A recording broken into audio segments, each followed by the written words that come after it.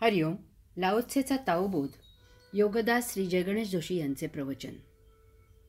वैचारिक दिवाळखोरी. लाओत्से सांगतो की म्हणून ताओ प्रणालीचे धार्मिक लोक त्यापासून दूर असतात. धार्मिक लोकांना शांतता, सद्भाव, अहिंसा हवी असते. या अशा वातावरणात त्यांना मानवाची भौतिकापेक्षा वैचारिक, मानसिक आणि त्या अनुषंगाने आध्यात्मिक प्रगती व्हायला हवी असते. ताओ प्रणालीसाठी भौतिक प्रगती देह जीवित ठेवण्यासाठी अत्यावश्यक इतकी झाली की पुरे आहे. यात वेळ वाया घालवू नये. त्याऐवजी त्याने आत्मोन्नती कशी होईल इकडे लक्ष द्यावे. मानवी देह हा महादुर्मिळ आहे. मानवी देहामध्येच आत्मोन्नती शक्य आहे.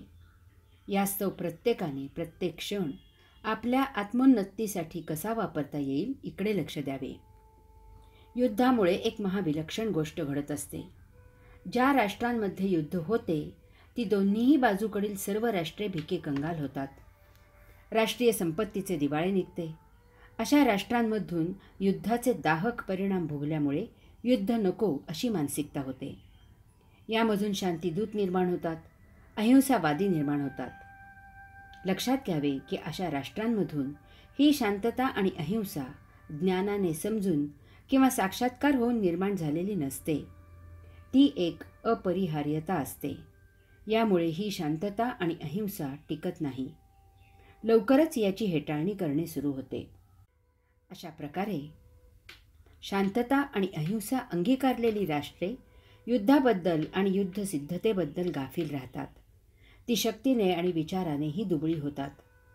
याचा गैरफायदा इतर राष्ट्रे घेतात आणि बेदिक्कत अशा राष्ट्रांवर ते हल्ला करतात. अशा वेळी त्या राष्ट्रांना स्वतःचे संरक्षण करता येत नाही. ती राष्ट्रे गुलाम होतात. मग डोळे उघडतात. उशीर झालेला असतो. आपल्या हातून चूक झाल्याचे लक्षात येते. त्यामुळे मग अशा ठिकाणी स्वातंत्र्य संग्राम पुकारला जातो. देश गुलामीमधून सोडवला जातो. राखेच्या ढिगाऱ्यावर स्वातंत्र्य मिळालेले असते. आता प्रगती करण्यावर जोर दिला जातो. अशा ठिकाणी महाजलद गतीने आणि तितकीच महाविलक्षण प्रगती होते. झपाट्याने सर्व राष्ट्र कामाला लागते. हा म्हणता राष्ट्र भौतिक प्रगती करून सुबत्ता मिळवते. जगात आर्थिकदृष्ट्या बलाढ्य म्हणून नावलौकिक होतो. कोणी पुन्हा हल्ला करू नये म्हणून संरक्षण सामुग्री जय्यत तयारीने बाळगली जाते. ही सिद्धता किती करायची याचा पोच राहत नाही. जग 20 वेळा नष्ट होईल इतकी संरक्षण सिद्धता केली जाते. अशी सुबत्ता आली की त्याचा परिणाम चंगळ करण्यात प्रवृत्त होतो. कारण भौतिक आणि लष्करीदृष्ट्या सामर्थ्य आलेले असते.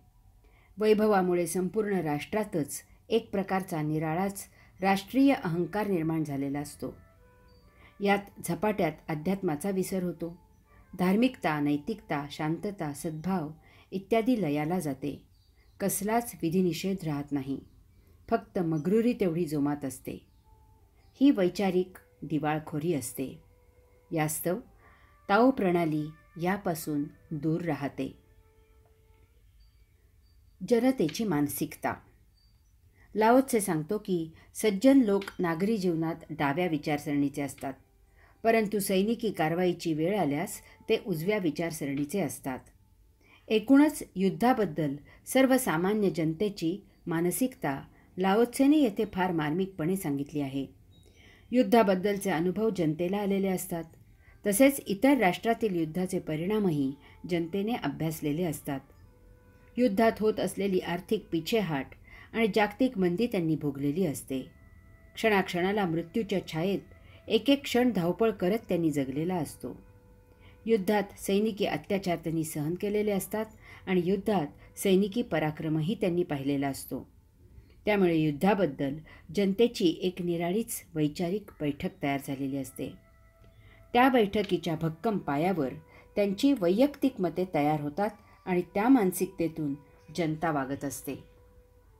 लाओत्से सांगतो की सज्जन लोक नागरी जीवनात डाव्या विचारसरणीचे असतात.